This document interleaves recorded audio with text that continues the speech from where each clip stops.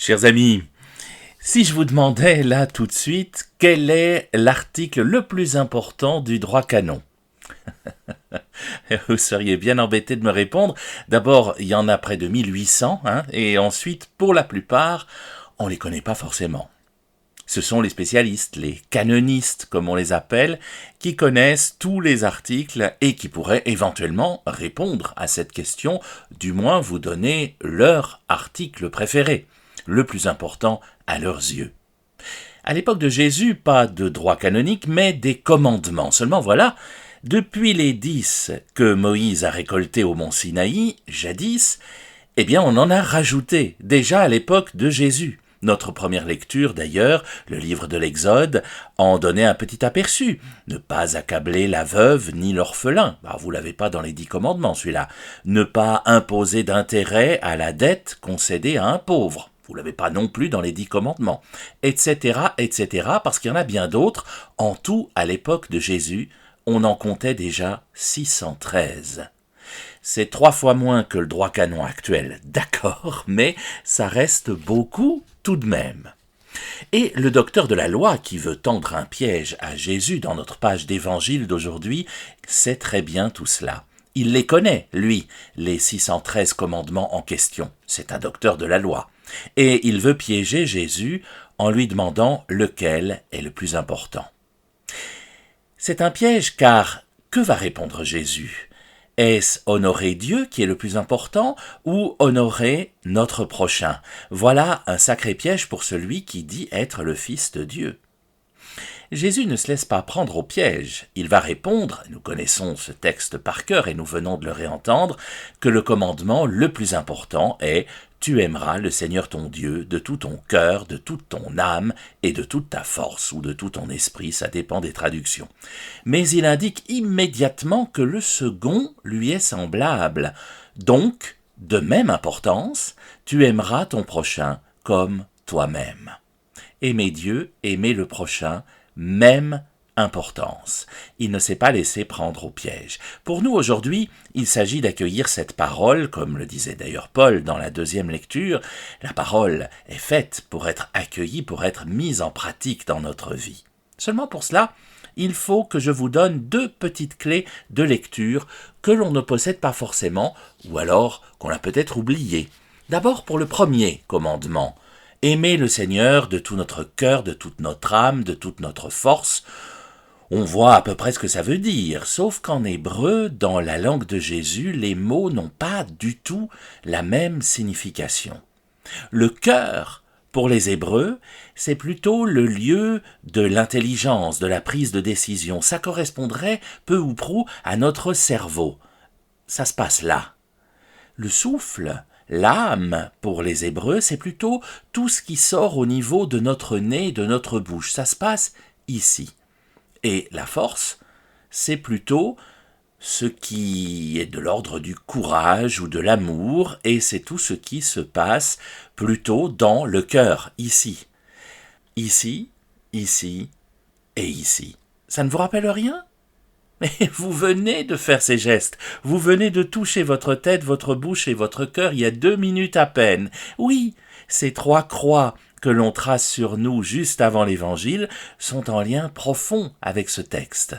Oui, ce sont des croix. C'est vrai que dans certaines paroisses, on a l'impression que les gens chassent les mouches autour d'eux juste avant l'Évangile, mais pas vous, bien sûr. Ce sont bien des croix que l'on trace sur notre front, sur notre bouche, et sur notre cœur, juste avant d'entendre l'Évangile. Et ce n'est pas pour rien. On demande à aimer Dieu à travers la parole qui vient de lui et que nous allons entendre, et pour cela, on demande que cette parole soit dans notre intelligence, pour que nous la comprenions bien, sur nos lèvres, pour que nous puissions la redire autour de nous, et dans notre cœur, pour que nous puissions en vivre et ne jamais l'oublier, la connaître par cœur, précisément. Vous y penserez désormais à la messe, j'espère.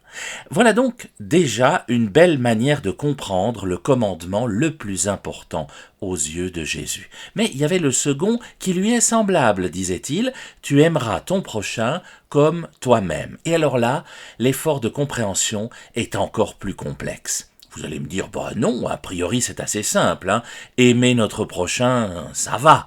On voit assez comment on peut faire, surtout avec les sollicitations de toutes sortes que nous recevons régulièrement, dans nos boîtes aux lettres, dans la rue, à la télévision, dans les journaux. Aimer notre prochain, on voit bien ce que cela signifie. Oui, mais voilà, Jésus est beaucoup plus exigeant. N'oubliez pas, et on l'oublie souvent, la deuxième partie de la phrase. Tu aimeras ton prochain comme toi-même. Et là, pas simple. Parce que si l'on y réfléchit 2 minutes, qu'est-ce que ça signifie vraiment?